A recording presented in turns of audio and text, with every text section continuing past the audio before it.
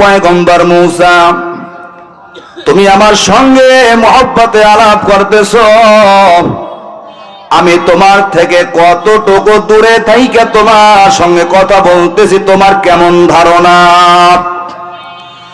পয়গম্বর মূসা ডাক দিয়া কয়, মালিক, আমার ধারণা তুমি আমার থেকে 2-3 হাত দূরে থাইকা আমার সঙ্গে কথা বলো, আমার এমন ধারণা।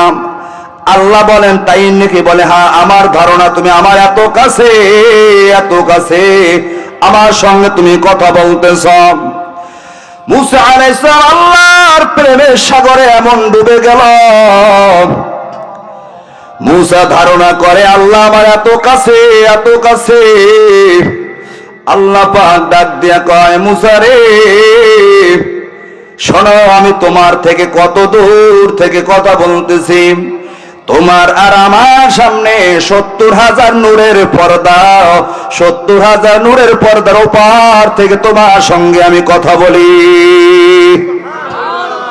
আরো জোরে বলেন, একটা নয়, দুইটা নয়, তিনটা নয়, 1000 নয়, 2000 নয়, 70,000 নূরের পর্দার ওপার থেকে আমার আল্লাহ মূসা পয়গম্বরের সঙ্গে কথা কয়। মূসা ধারণা করে, মালিক, তুমি আমার এত কাছে, মাত্র 2-3 হাত দূরের থেকে তুমি আমার সঙ্গে কথা বলো। আল্লাহ ডাক দিয়া কয়, মূসা রে, শুনিয়া রাখো, 70,000 নূরের পর্দার ওপার থেকে তোমার সঙ্গে আমি কথা বলি। এক পর্দার থেকে আর এক পর্দার দূরত্ব আবার 70,000 রাস্তা পরিমাণ দূরত্ব। জোরে বলেন সুবহানাল্লাহ। আমি আল্লাহ কত দূর, এত দূর থেকে তোমার সঙ্গে কথা বলে। মূসা মালিকের সঙ্গে কথা কয়, এমন প্রেমের সাগরে ডুবে যায়, এমন মহব্বতের আগুন কলিজার মধ্যে জ্বলতেছে। আল্লাহ, এত কাছে তুমি আমার, না এত দূরে আমার তো ধারণা নাই। কিন্তু মুসলমান দোকানটা লাগাইয়া শোনেন, মূসার থেকে এত দূর থেকে আল্লাহ কথা কয়, আর আপনার আমার পয়গম্বর মুহাম্মদুর রাসূলুল্লাহ সাল্লাল্লাহু আলাইহি ওয়াসাল্লাম কেমন নবীর পাগল হইলা না? আল্লাহ পাক কেমন পয়গম্বর উম্মত করে দুনিয়ায় পাঠাইলেন। আমার পয়গম্বর উম্মে হানির ঘরে ঘুমানো ছিলেন। আল্লাহ পাক রব্বুল আলামিন তাকে এক টান দিয়া ওই বাইতুল মুকাদ্দাস পর্যন্ত নিয়ে গেলেন।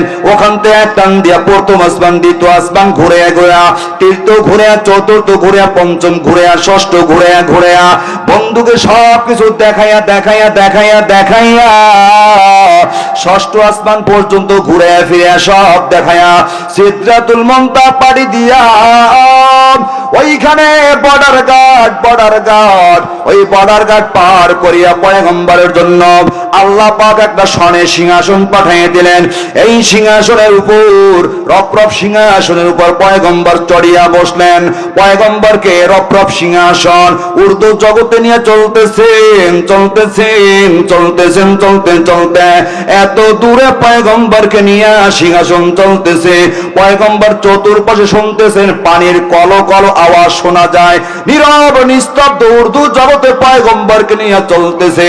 পয়গম্বর ভয় পাইতেছেন, কোথায় আমাকে নিয়ে যাইতে? সিংহাসন চলে যখন আল্লাহর আরশের উপরে পয়গম্বর চলে যায়, পয়গম্বরের পায়ে তখন জুতা ছিল। উম্মে হানির ঘরে আরবের লোকেরা তখন নরম জুতা পায়ে দিয়ে ঘুমাইয়া থাকতেন। এই নরম জুতা পয়গম্বরের পায়ের মধ্যে ছিল। আল্লাহর আরশের উপর পয়গম্বর যখন চলে গেলেন, পয়গম্বর পায়ের থেকে জুতা খুলতে চেয়েছিলেন। আল্লাহ ডাক দিয়া কয়, বন্ধুরে, তোমার পায়ের জুতা খুলবা না, তোমার পায়ের জুতার ধুলিতে আমার আরশ আজকে ধন্য হয়ে যাবে। সুবহানাল্লাহ। মূসা তুর পাহাড়ে চড়ে।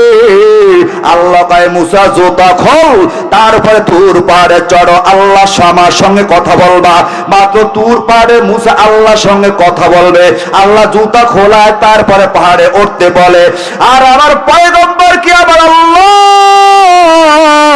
সিদরাতুল মুনতাহা আরশে নিয়ে যায়, আরশের উপরে কদম রাখবে। আল্লাহ কয় জুতা খুলবা না,